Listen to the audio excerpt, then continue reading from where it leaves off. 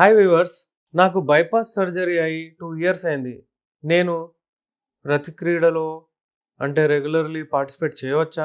దానికి ఒకవేళ నాకు కొంచెం అంగస్తంభన ప్రాబ్లమ్ వస్తే నేను పార్టిసిపేట్ అవ్వచ్చా? ఈ ప్రశ్నలు చాలామంది అడుగుతున్నారు.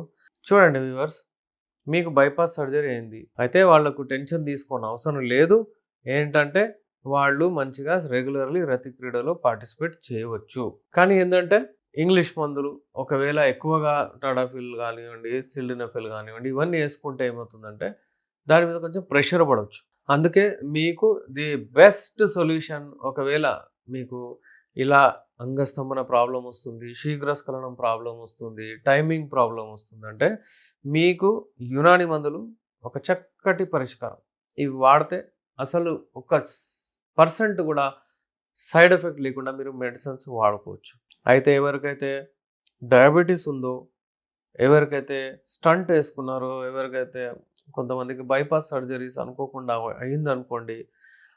వాళ్లకు కలవాలనే ఆసక్తి ఉంది, లిబిడో ఉంది, అంతా ఉంది. కానీ అంగము సైజ్ చిన్నగా అయిపోయినట్టు కనిపిస్తుంది. అంగం ష్రింక్ అయినట్టు కనిపిస్తుంది.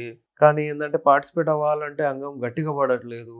అలాంటివి ఏవైనా మీకు ప్రాబ్లమ్స్ ఉంటే మీరు యునాని మందులు ది బెస్ట్ మీకు సొల్యూషన్.